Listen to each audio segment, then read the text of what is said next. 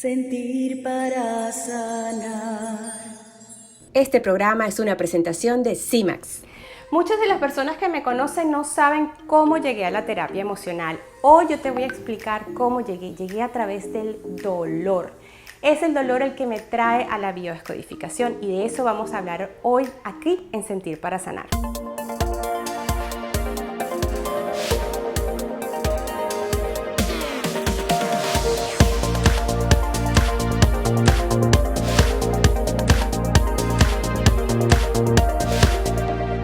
Sentir para sanar. Les comentaba entonces que cuando llego a descubrir o a conocer todo esto de las terapias emocionales es porque estaba en un estado crítico de dolor. Lo digo ahora sonriente porque estoy sanada, pero en aquel momento estaba muy mal. Tenía que inyectarme morfina y estaba permanentemente bajo calmantes porque tenía fibromialgia.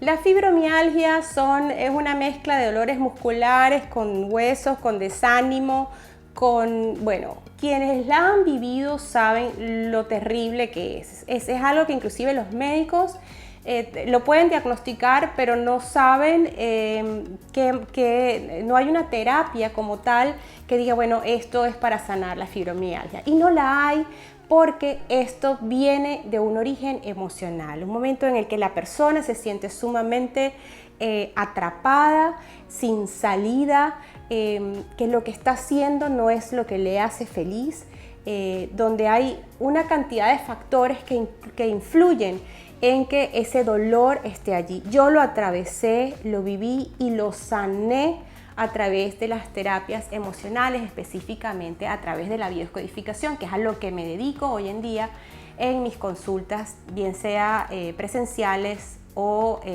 online. Y entonces te voy a hablar hoy del dolor. Lo primero que una persona tiene que preguntarse cuando algo le duele es, en ese sitio donde te duele, ¿para qué sirve ese sitio? ¿Cuál es la función biológica de ese lugar en particular donde tienes la dolencia? Por ejemplo, si la tienes en el cuello, ¿verdad? Cuando a una persona le duele el cuello, pudiéramos estar hablando, primero hay que encontrar a partir de qué momento comienza ese dolor. Y entonces el cuello está vinculado con una sensación o con un conflicto de sometimiento. Es posible que esa persona esté haciendo algo que no quiere hacer y que se siente sometida. Hay una instrucción, una orden o alguien que te está obligando o que te sientes obligado o obligada a hacer esa función, esa labor, lo que estás haciendo, o a decir que sí cuando quieres decir que no, o a decir que no cuando quieres decir que sí, que es muy habitual en el tema de las tortícolis también. Entonces, lo primero que tienes que preguntarte es cuál es la función de ese lugar específico donde tienes el dolor. En una oportunidad tuve una consultante que me llegó con un dolor en la cadera y me dice, Patricia, hace 6 meses tengo este dolor en la cadera, me han hecho resonancias magnéticas, he ido a varios médicos, no me saben decir de qué es el dolor, pero me duele y me duele muchísimo y no sé de qué se trata. En la terapia, ¿qué descubrimos?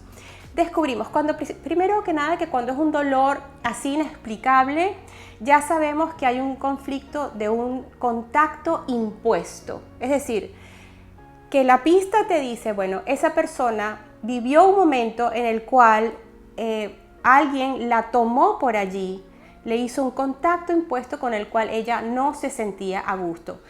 Recuerden que todo esto ocurre de manera inconsciente, ¿sí? Si nosotros supiéramos de manera consciente lo que estamos pasando, no tendríamos el síntoma, ¿ok? Esto es una instrucción que viene del cerebro como un acto de supervivencia ante algo que está viviendo la persona y que le trae una memoria de un evento vivido de manera dramática. Cuando llegamos, digamos que al origen de este dolor, encontramos una memoria del momento en el que esta persona tuvo sexo por primera vez en su adolescencia con un chico con el que no quería tener sexo. Este chico la tomó por allí por las caderas, no fue considerado una violación, pero sí de manera ella no quería del todo tener esa interacción y la tuvo por complacencia. Entonces hubo allí como un contacto impuesto y esto se le reactiva o se despierta ahora después de muchos años cuando tiene una ruptura con su pareja en la que también hay unos temas allí sexuales. Entonces, lo que les quiero decir con esto es que el dolor tiene un origen emocional. Hay que ubicar primero la parte que está afectada, ubicar cuál es el sentido biológico de ese lugar. Normalmente la parte musculares tienen que ver con un conflicto de impotencia, ¿verdad? Impotencia de no poder desplazarte hacia un sitio cuando estamos hablando de las piernas, por ejemplo, yo quiero ir hacia un lado pero estoy yendo hacia el otro. Tenemos también aspectos que están vinculados más con el aspecto neurológico, que tiene que ver más con los nervios y entonces ahí nos estamos enfrentando a una autoridad en la que hay contrariedad con esa orden, ¿verdad? Con esa orden que estamos recibiendo.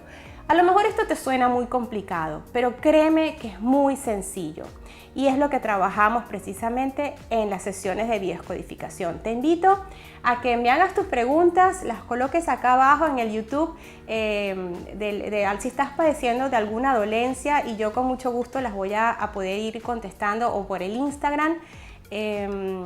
Y @patriciacarles y así vamos a estar en contacto para que también la próxima vez, en el próximo programa, hablemos de temas distintos que sean de tu interés. Así que yo soy Patricia Carles, esto es Sentir para Sanar y estos son nuestros tips de biodescodificación que ahora vas a tener a cada comienzo del programa. Hacemos una pausa y ya venimos con nuestro invitado especial. Quiero hablarte de C-Max. C-Max es el antioxidante más poderoso del mercado, es 100% natural, a base de cúrcuma, a base de semillas de uva, de romero y de hojas de olivo. Como ustedes saben, el cúrcuma tiene propiedades no solamente antioxidantes, sino antiinflamatorias. Y como esto se toma así, viene en estos sobrecitos, que viene esta presentación, que es de sobres, y esta en el envase. Esto se diluye, se pone en un poquito en agua, ¿verdad? Se toma como un juguito, luego se bate. ¿Y qué pasa? Que al diluirlo, entonces el cuerpo puede absorberlo al 100%, porque el tema es que cuando esto está en polvo no tiene la misma absorción. Así entonces lo batimos y este juguito de C-Max que viene en esta presentación y también en envase nos proporciona una gran cantidad de nutrientes, antioxidantes, antiinflamatorios. Es excelente para las personas que tienen artritis, para las personas que tienen dolencias muy fuertes debido a las inflamaciones y por supuesto tiene un rico sabor a piña, es delicioso, altamente recomendado. Y yo tengo que decir que Paleo FL, que es Paleo Life, no solamente tiene C-Max, tiene muchos otros productos naturales. Mis preferidos son este que es magnesio, que es excelente para el sueño, se toma preferiblemente antes de acostarse a dormir. Y el otro que es espirulina selenium, que también tiene ricos nutrientes. Hace ya un tiempo se me dijo que comiera algas y entonces la espirulina de alguna manera tiene ese nutriente que está en las algas. Les recomiendo C-Max. Si quieren tener un descuento en la compra de estos productos, entren a la página de paleolf.com y escriban el código SANAR y así pueden obtener un descuento en estos productos que son excelentes para desinflamar y también para tener antioxidantes para los radicales libres. C-Max. Sentir para sanar. Hoy en Sentir para Sanar vamos a abordar un tema que me apasiona. Y es que hoy me traje aquí, ¿ustedes saben qué es esto?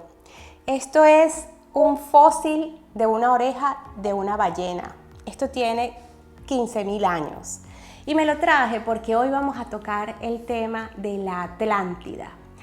Un tema que se comenta desde la época de Platón y que para muchos es realidad y para otros es solo un mito.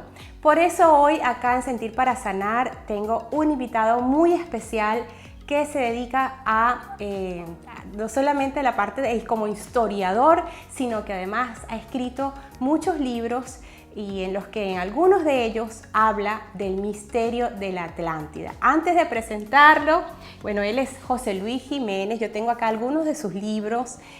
Por ejemplo, El legado de María Magdalena, La ensoñación del chamán. Bueno, escribió también El manuscrito de Adán, El triunfo de María Magdalena. Es un hombre que admiro muchísimo y a quien tenemos hoy conectados desde Barcelona. Bienvenido, José Luis. Hola Patricia, buenas tardes. ¿Cómo te encuentras? Muy bien, gracias. Bueno, José Luis, mira, hoy no vamos a hablar de María Magdalena, hoy vamos a hablar de la Atlántida. Muy bien. La Atlántida, ¿es mito o realidad? Bueno, esa es la pregunta del millón, ¿no? La mayoría de los historiadores suelen decir que es un mito. Y dicen que es un mito porque se supone que no se han encontrado pruebas arqueológicas que demuestren su existencia. Bueno, personalmente yo creo que sí que existen esas pruebas arqueológicas, que hablaremos de ellos si hay tiempo ahora. Y bueno, las pruebas documentadas, solamente hay una. En este caso, aunque veremos que hay otras también, que haremos referencia si da tiempo, y es a las que se refiere el historiador griego Platón, que vivió sobre el 450 al 320 y tantos antes de Cristo. Bueno, pues sobre el 350 antes de Cristo, él escribió, o se conocen una serie de escritos, que son los diálogos del Timeo y de Critias, dos personajes a los que él se dirige, que algunos piensan que puede ser también ficción, que no existieran, pero yo creo que no, por los datos que da, donde él habla de esta isla a la que llama Atlántida y que la sitúa en un lugar muy concreto del Atlántico, del Océano Atlántico, que ahora veremos, ¿no? Entonces, desde ese punto de vista, pues claro, algunos historiadores dicen que, bueno, que es una historia que cuenta Platón y que como no han encontrado esos restos arqueológicos, pues que se trataría de un mito. Pero como vamos a ver, sí que existen evidencias, sí que hay restos arqueológicos, sí que hay de alguna forma algunas pruebas que nos situarían a esta isla donde él la ubicó, y veremos que hay datos en otros lugares, en otros continentes, que hacen referencia también a esta isla, a este continente, porque más que una isla era un continente por las grandes dimensiones que él dijo que tenía. Bien, yo aquí estoy mostrando ahora, no sé si se ve bien, un mapa mundi de donde estaría la Atlántida aproximadamente, de acuerdo a los datos que facilita Platón y con la forma que tendría, que ahora veremos más detalles. Si nos fijamos, nos está diciendo que se encuentra frente a las columnas de Hércules. Las columnas de Hércules, que es, aquí vemos la península ibérica, donde está España y el norte de África, el monte H. Esta zona de este estrecho, que es al que hace referencia Platón, se conoce como las columnas de Hércules. Aquí en esta otra imagen, lo he tomado esto de Google Earth. Aquí vemos cómo tenemos Gibraltar, tenemos esta parte de aquí de Ceuta donde estaría el monte H, y esto sería el estrecho de Gibraltar. Esto se conocía como las columnas de Hércules y, por lo tanto, la Atlántida debería estar en el Atlántico, más allá, enfrente, como dice, de las columnas de Hércules, puesto que está haciendo, cuando se refiere a ellos, a Egipto y a Grecia, habla dentro del estrecho, habla dentro del mar Mediterráneo. Lo está diferenciando muy claramente. O sea, no hay lugar a confusión, no está hablando de ningún otro sitio, sino del Océano Atlántico. Y digo esto porque han surgido pues muchos investigadores que dicen que si la Atlántida está en América, o que si estaba en la isla Santorini, cerca de Grecia, que si estaba en otro lugar. Claro, las referencias que tenemos a la Atlántida, las únicas referencias son las que Platón nos da en estos escritos o diálogos del Timeo y de Critias. Entonces, todos estos que dicen que si la Atlántida está en un sitio, en otro, en el Polo Norte y tal, bueno, no sé de dónde han sacado la información, porque todo lo que se conoce de la Atlántida viene de Platón. No hay ningún otro. Muchas personas, historiadores, dicen que es difícil asegurar que lo que Platón decía no era más que, bueno, alucinaciones o en sus estados como de medio locura, porque muchas personas van en contra de estas afirmaciones que hace Platón precisamente por la falta de evidencia. Tú que has dedicado muchos años a investigar como historiador, ¿qué otras evidencias, aparte de los enunciados o lo que escribió, lo que dijo Platón, hay en torno a la Atlántida con respecto, por ejemplo, a civilizaciones posteriores, como en Egipto, por ejemplo? Yo tengo entendido que hay algunas evidencias en cuanto a esta civilización que dicen que quedó parte de ella en Egipto. ¿Es eso cierto? ¿Qué información nos tienes al respecto? Sí, exacto. Bueno, yo acabo para describir cómo sería la Atlántida. Aquí en esta imagen que vemos tendría esta forma en el centro del Atlántico. En la parte sur es donde estaría la capital, Poseidonia, que vemos que tiene unas características que son una especie de círculos como canales de agua, ¿no? del mar, y otros círculos interiores o anillos de tierra, en cada uno de los cuales se iban a ubicar determinadas dependencias. Si hay tiempo luego entraremos, y si no, pues para que sepamos que Platón describe con todo detalles cómo está conformada la Atlántida y dónde están los palacios, quién vive en cada lugar, de qué se encarga en cada cosa. Incluso habla de un material del que están construidos algunos de estos muros de aquí. El primero estaría hecho de un material de cobre, el otro de plata, tal. Bueno, pues hay un material que se llama oricalco. Este oricalco, según estos investigadores que dicen que niegan la existencia de la Atlántida, decían que era un material inexistente e inventado por Platón, ¿no? Como la Atlántida. Bueno, pues ahora vamos a ver que no. Se ha descubierto recientemente un pecio hundido, un barco griego, que transportaba 39 lingotes de oricalco, algo que, según estos investigadores, decían que no existía, ¿no? Igual que la Atlántida. Bueno, aquí vemos también, hay una imagen... ¿De dónde venía la embarcación? Bueno, la embarcación de dónde venía no se puede saber, se sabe dónde se ha encontrado, porque si después de tantos siglos o quizás miles de años, decir o afirmar que venía de aquí, de Posidonia, de la Atlántida, pues aquí sería aventurarse mucho. Yo eso no lo puedo afirmar. Evidentemente, si es un barco, era una nave, un trireme, que es lo que se utilizaba en esta época, y venía cargada con varios lingotes de oricalco, que ahora los vamos a ver, pues, y no existe, y no hay constancia en ninguna otra nación ni en ninguna otra parte del mundo más que la Atlántida de Platón, pues hombre, como decimos aquí en España, blanco y en botella, solo puede salir de un lugar, de la Atlántida, ¿no? Porque el oricalco, según estos investigadores, no existía, era una ficción, y ahora vamos a ver que no era ficción, y además se ha encontrado hundido en el 2004, creo, ahora os lo muestro, que estaba hablando de Posidonia. Lo que os decía, veis aquí del mar, pues para entrar había un canal subterráneo que tenía como unos 9 kilómetros de largo, venía la primera muralla, que era de cobre, este círculo que vemos aquí era del agua para separar. Dentro de esta isla circular mayor habían varios monumentos, templos, construcciones, había incluso un hipódromo, los cuarteles de los soldados. En el siguiente era la circulación, el círculo o el anillo menor, y aquí la muralla era de oricalco, lo que te decía anteriormente, ¿no? De ese material que se suponía que no existía. Bueno, y en el centro teníamos ya el templo de Poseidón con el palacio y todo un bosque y una serie de templos. Esta era la distribución, así muy someramente por encima, sin entrar en más detalles, de la capital de Posidonia, de la Atlántida. Bueno, pues este barco, que veis aquí este pecio, es el que transportaba estos lingotes de oricalco. Aquí tenemos cómo empiezan a sacar estos lingotes, los buzos. Esto estaba cerca de Sicilia, en el sur de Italia. Aquí vemos ya algunas de estos lingotes, luego los veremos todos.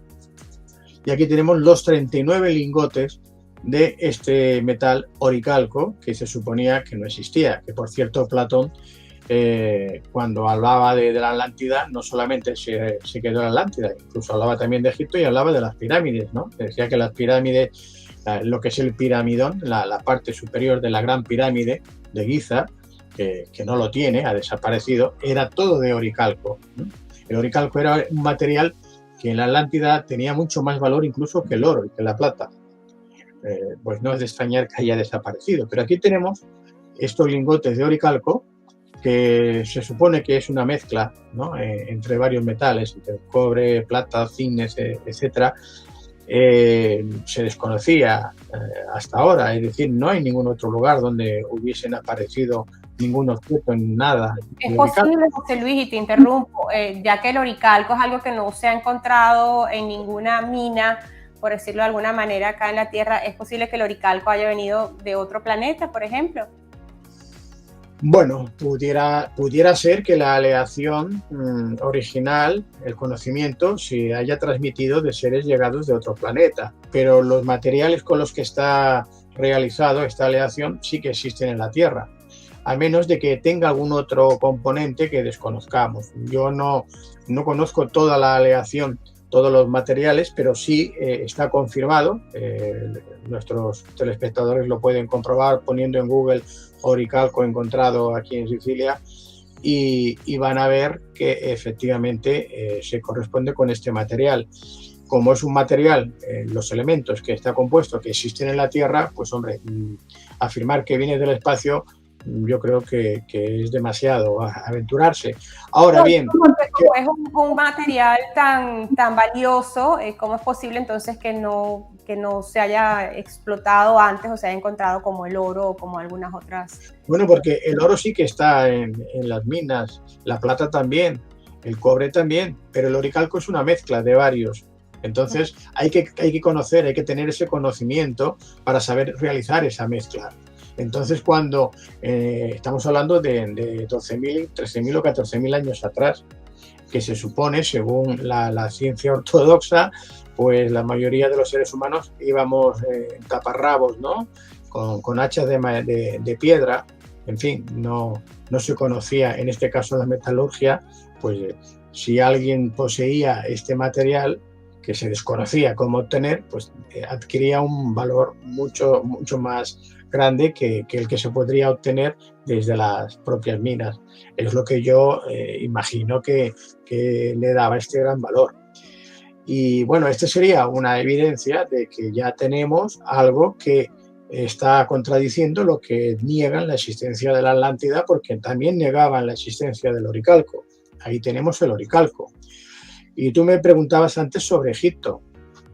En Egipto sucede lo siguiente. Hasta hace muy poco tiempo, bueno, ya hasta el año 1821 aproximadamente, que Champollion cuando se descubre la piedra Rosetta en Egipto y a través de los escritos que están en 3 idiomas, jeroglífico, griego, etcétera, se puede descifrar el contenido, y entonces Champollion es cuando ya por fin consigue conocer todo el abecedario y poder descifrar los jeroglíficos egipcios. Prácticamente no teníamos conocimiento de lo que se decían en estos jeroglíficos egipcios, de qué información nos estaban hablando. Y esto sucede pues hace escasamente 200 años, justo 200 años, ni más ni menos, ¿no? O sea que hasta ahora, fíjate, miles de años sin tener ni idea de lo que estaban mostrando estos jeroglíficos egipcios, los que nos estaban diciendo.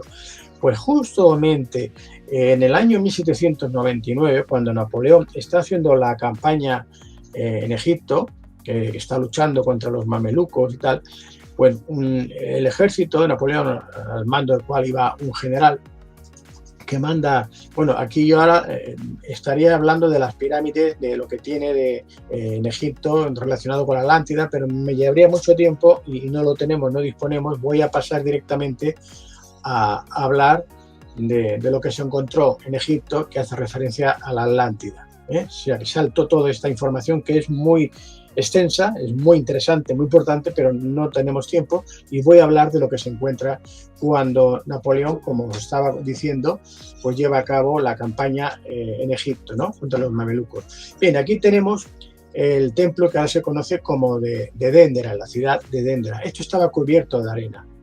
estaba todo tapado de arena desde hacía pues 2000 o 3000 años, desde hacía miles de años. Cuando el ejército llega a este lugar y descargan las municiones de las mulas, una caja de municiones cae al suelo y por el peso se abre un boquete, un agujero en la tierra y cae. Los soldados entran en ese agujero a ver qué ha pasado, qué hay dentro, y se encuentran, pues lo que ahora vemos aquí, con este templo, el templo de la diosa Hathor, aquí en Dendera, y dentro de este templo van a encontrar toda una serie de jeroglíficos. Fijaos que este templo, que estuvo pues protegido por la arena durante miles de años, ahora podemos ver todo lo que tiene con el color prácticamente original. O sea, el color que tiene es original desde entonces. Parece que lo hubiesen pintado hace 2 días y con toda la información que se va a conocer más tarde, puesto que esto estoy diciendo que se descubre en el año 1799. Aún no se había encontrado la piedra Rosetta, aún no se sabían descifrar los jeroglíficos egipcios y por lo tanto no se podía saber qué nos estaban diciendo, como es todo esto que vemos aquí en el techo. Pero hay algo que es muy importante, que lo vamos a ver a continuación, que es el zodiaco, se conoce de Dendera por la ciudad, donde nos va a hablar de la Atlántida, de cómo se hunde y en qué época se lleva a cabo este hundimiento. Bueno, aquí me avanzo un poco porque estamos en esta sala hipóstila del templo de Hathor en Dendera. Todo esto que vemos, que van en barca los egipcios, el dios Isis, Osiris, Isis, Horus, su hijo, serían esposos, también hermanos, y el hijo Horus, van en la barca, aquí los vemos, que van en la barca, huyen. ¿Por qué?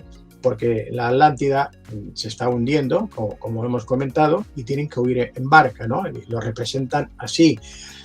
Hay mucha más información, pero estas líneas, ¿veis estas líneas? No sé si Patricia tú las distingues bien, estas líneas que hay aquí abajo, quebradas. ¿Puedes acercar más la imagen, José Luis? Sí, voy a ver si la amplío y se puede ver un poco mejor. Pueda, eso, ajá. Bueno, aquí veis estas líneas de aquí abajo, todo esto de aquí, si podéis verlo, y aquí voy a ampliarlo incluso más. Vamos a ver si aquí, esto, así. Aquí se puede ver mejor así, ¿no? Sí. Bueno, estas líneas que van alrededor que están contando lo que sucede, esto es como si fuese un cómic para que entiendan los telespectadores, ¿no? Con las imágenes van representando lo que sucede. Bueno, pues en el lenguaje del jeroglífico egipcio, las líneas quebradas, cuando es una sola, como esta primera de aquí, esto significa que hay agua, que es agua. Por ejemplo, el río Nilo. Cuando ya hay 2 líneas, significa que son varias aguas, o que el agua es grande, o que incluso ya cuando hay 3, que el Nilo ya se ha llegado a desbordar, porque el Nilo se desbordaba prácticamente casi cada año. Pero cuando ya hay 4 o 5, significa que hay un diluvio, que se ha producido un diluvio, que es algo pues fuera de lo normal, ¿no? Y que ya causa grandes inundaciones. Bueno, pues aquí hay 8 líneas quebradas. 8 líneas quebradas significa una hecatombe mundial, un gran diluvio mundial. Pero no solo está aquí representado, sino que, como decía antes, lo vamos a encontrar también en el zodiaco de Dendera. Aquí tenemos el zodiaco de Dendera, es una losa que tenía originalmente, porque luego se tuvo que transformar.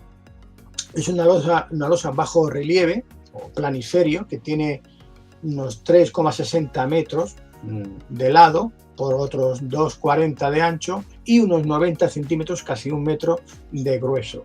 Y el peso ronda las 60 toneladas. Esto estaba en el techo de esta sala que estábamos mostrando anteriormente, comentando, en un lugar muy concreto, muy especial. ¿Y qué es lo que nos está diciendo este zodiaco de Dendera? Bueno, en el zodiaco de Dendera lo que se nos representa son las constelaciones, las 12 constelaciones que conocemos aquí en el dibujo del zodiaco, para que se vea mejor, lo hemos representado, y aquí vemos las diferentes posiciones de las eras zodiacales.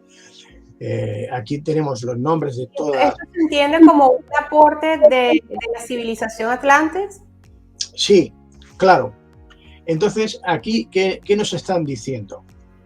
Nos dicen, aquí si os fijáis, tenemos los nombres aquí, la Escorpión, Sagitario, Capricornio, Acuario, Libra, Leo, Virgo, Cáncer, Géminis, Tauro, Aries. Bueno, cada uno está en una posición para poder contemplar los zodiacos, las eras zodiacales. Esto se produce por el movimiento de la Tierra. La Tierra tiene varios movimientos, tiene el de rotación sobre sí misma, que dura 24 horas, el de traslación alrededor del Sol, que son 365 días, es un año, y luego tiene un movimiento que se llama de los equinoccios. Los equinoccios es porque la Tierra tiene un bamboleo, es como una peonza. Cuando tiramos una peonza, cuando de pequeños, que algunos habremos jugado con peonzas, vemos que tiene un bamboleo, que no gira completamente vertical, sino que diríamos lo que es la parte del polo norte, tiene como ese bamboleo. Ese bamboleo es lo que hace que se vaya, si miráramos siempre en esa dirección, un eje imaginario, nos estaría marcando esos lugares del universo, de la constelación, de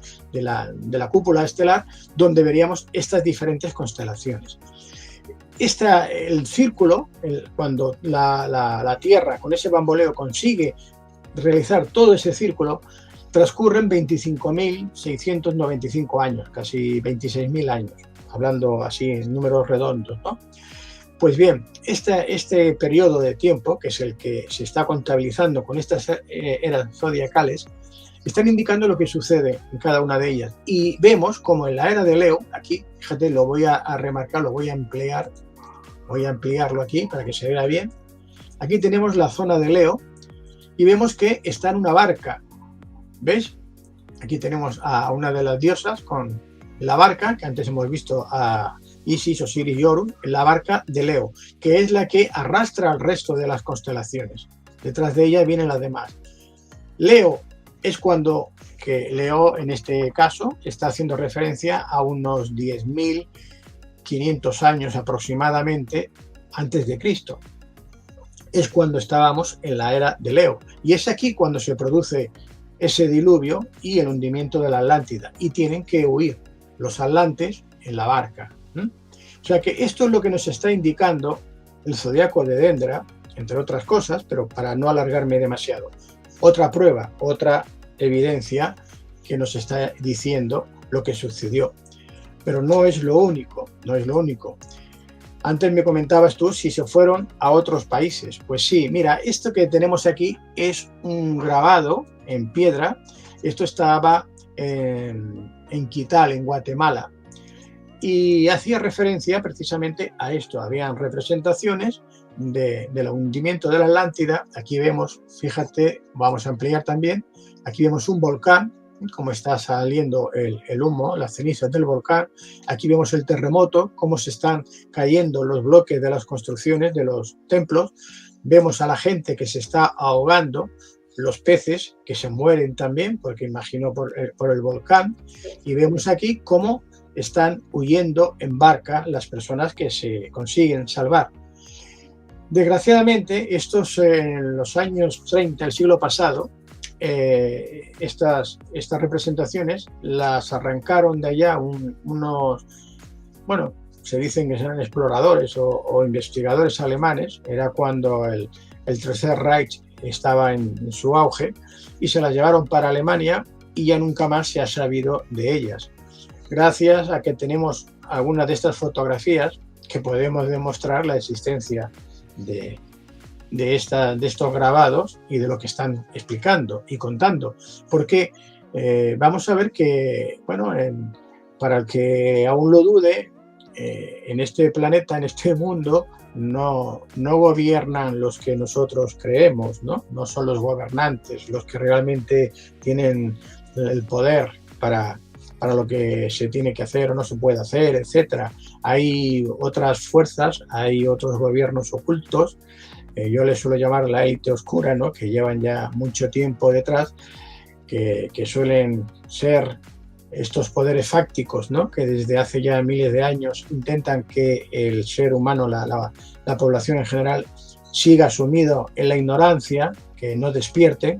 Y todas estas pruebas que van surgiendo, que vamos a ver que hay muchos restos arqueológicos que nos hablan de unas civilizaciones muy anteriores y mucho más avanzadas que la actual, pues no interesa que se sepa. Así que hacen desaparecer todo este tipo de pruebas. Pero a algunas se les escapa, ¿no? Sí, ¿No? bueno, Como José veréis. Luis, yo de verdad que estoy encantada con todo esta información que nos estás dando ahora. Tenemos, yo no digo que para uno, sino como para 5 programas más. Es un tema muy amplio, muy extenso. Entiendo que no solamente en Guatemala, sino yo asumo que todo el tema también de la civilización maya pues está vinculado Sí, con todo sí, este tema de la Atlántida. No nos da el sí, tiempo para continuar digamos que ampliando información de esta, pero sí.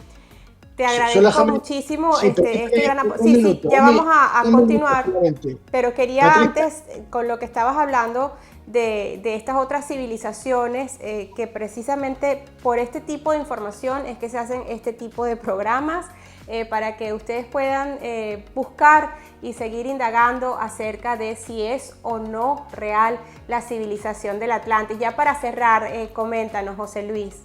sí, solo un minuto y acabo para ver que tenemos pruebas también con los mayas. ¿Ve? Esta es la flor de loto que solamente existe en Egipto. El loto azul solo está en Egipto. Bueno, pues aquí vemos, esto es un amigo, se llama Su Arimek, que él encontró la flor de lotus, aquí la tenemos, ¿ves? Aquí, la voy a ampliar, vamos a ampliarla para que la veamos bien. La flor de lotus es Chichén Itzá, y Chichén Itzá es en un territorio maya. Es decir, ya para no extenderme, sí que tenemos también restos arqueológicos, pruebas de que esa cultura egipcia se conocía en América, porque tenemos pruebas, ya en otro día hablaremos de otras evidencias, pero ya vemos que sí, que efectivamente hay restos arqueológicos, hay evidencias de que la cultura egipcia no solamente estuvo en Egipto, sino que se conocía en otros países, en este caso de América, sobre todo de Sudamérica y la meseta mesoamericana. Y bueno, ya sé que no tenemos tiempo, ya te dije que tenía que resumirlo mucho, pero creo que con esto nuestros telespectadores pues podrán discernir y valorar si realmente la Atlántida es solo un mito o realmente fue real, fue verdad su existencia. Bueno, te lo agradezco muchísimo este tiempo desde Barcelona que te tomaste para darnos esta explicación. Tu página web, José Luis, para que las personas lleguen a ti, porque además sé que tienes varios viajes de expedición, incluyendo un viaje a Egipto, que tienes en el mes de finales, me parece que finales de noviembre, diciembre, más otros que tienes el año entrante, pero para que puedan llegar a ti las personas que quieran también conocer esta experiencia de manera presencial contigo, ¿cómo te contactan? Bueno, pueden contactarme a través de la página web www.jljimenez.es, Jiménez con G de gato, y aquí tienen los enlaces a mi canal de YouTube, a canal en Facebook o Instagram, todos los lugares donde yo participo. Y en Facebook, si ponen José Luis Jiménez también con G, me van a encontrar, y ahí cada día yo suelo poner la información actualizada, tanto de los programas pues, que hago de radio, de televisión o conferencias, como de los viajes que voy a realizar a estos lugares, digamos, mágicos o de poder, donde vamos a encontrar y vamos a comprobar personalmente pues todas estas cosas que se dicen, pero que no siempre tenemos la ocasión de comprobarlo en persona, in situ. Pues en estos viajes lo vamos a hacer. Así que cualquiera que quiera incluso pues, conocer también mis libros, como he dicho, tanto en la página web como en el canal de YouTube, tiene toda la información. Y si alguien me quiere escribir, pues allí tiene el enlace. Mi correo es jljimenez@jljimenez.es. También yo siempre respondo a los escritos, a las cartas y cualquier información que precisen. Bueno, gracias por todo este conocimiento que has aportado. Nosotros hemos llegado al final del programa. Yo aprovecho para comentarles de estas 2 publicaciones, La Sirena Elegida en español y The Chosen Mermaid, que son mis cuentos, unos cuentos que escribí acerca precisamente de una sirenita que viene del mundo marino a la tierra. Ya está disponible en inglés, The Chosen Mermaid, en Amazon. Bueno, llegamos al final de este programa. Ustedes saquen sus conclusiones acerca de la Atlántida. Yo soy Patricia Carles y será hasta una próxima oportunidad. Quiero hablarte de C-Max. C-Max es el antioxidante más poderoso del mercado, es 100% natural, a base de cúrcuma, a base de semillas de uva, de romero y de hojas de olivo. Les recomiendo C-Max. Si quieren tener un descuento en la compra de estos productos, entren a la página de paleolf.com y escriban el código SANAR y así pueden obtener un descuento en estos productos que son excelentes para desinflamar y también para tener antioxidantes para los radicales libres. C-Max. Un libro más allá de la espiritualidad. Una conexión con la divinidad llena de rituales, romance, erotismo y trascendencia. Ana, apasionada, espiritual. Ana emprende su camino por los senderos de la luz hasta que conoce a Anthony y en su obsesión por salvarlo de la oscuridad la arrastra hacia mundos perversos que distorsionan su misión de vida: traer la luz del océano a la tierra.